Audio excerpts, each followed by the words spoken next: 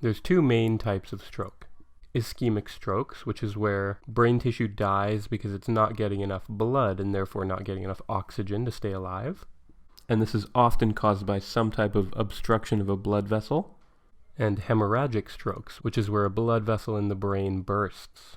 And neither of them are particularly good because they both cause brain tissue to die off. So in this video we'll look at ischemic strokes, which actually make up about 75% of all strokes. And let me orient you to what this over here is. This is an underside view of the brain just so you can get a really good look at the blood vessels that originate underneath the brain and supply it with blood. So there's three major causes of ischemic strokes, and we'll sort of go through each one in turns. So the first one we'll talk about is an embolism, or an embolic cause of stroke. And let me just bring in my guy here to help us out with visualizing. So we're looking at the underside. An embolism is some type of traveling mass in your bloodstream, and it's most often a little blood clot. So in an embolic stroke, this little blood clot will travel up to one of your cerebral arteries and get stuck and cut off your blood circulation to that area. So let's say it gets stuck somewhere about here. It's traveled up through the internal carotid artery and is lodged here in the middle cerebral artery. And now parts of the brain served by that MCA, that middle cerebral artery, are all going to start to die off. So where would a clot come from? Well, they often come from the heart. And I know that sounds like a line from a Boyz II Men song, but you can literally get blood clots forming within your heart. So either on the valves or within the walls of usually your left atrium or your left ventricle, that then break off away from the walls of the heart, travel up to your brain, and then they get stuck, just like you see here. Where else do emboli come from?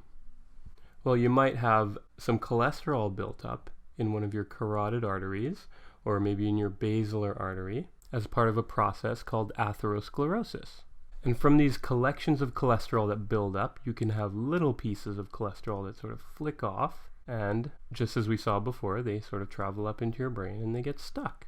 So this little piece of cholesterol has gotten stuck in one of our anterior cerebral arteries here, and so it'll choke off blood supply to the distribution of this anterior cerebral artery.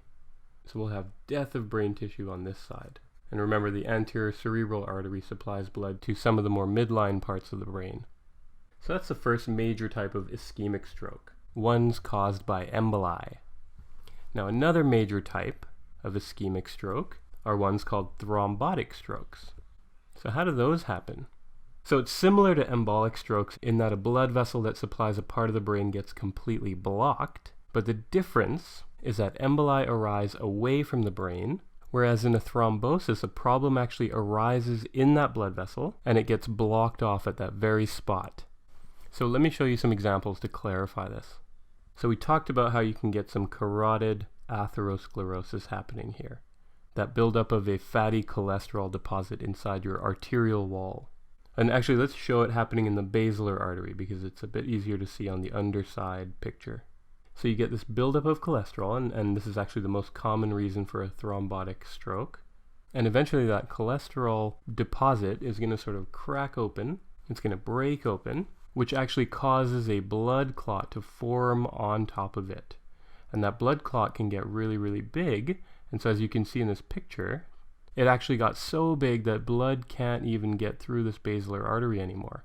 And so obviously no blood is being allowed to get through into the cerebral circulation from at least the basilar artery, which will pretty quickly cause a stroke. So that's an example of a thrombotic stroke, a disruption of blood caused by a problem with that blood vessel locally. And actually this atherosclerosis commonly happens in this middle cerebral artery here, and of course possibly on the other side, middle cerebral artery, inside these internal carotid arteries, right as they sort of turn into the middle cerebral arteries, and in this basilar artery here. So these are three key locations that atherosclerosis happens.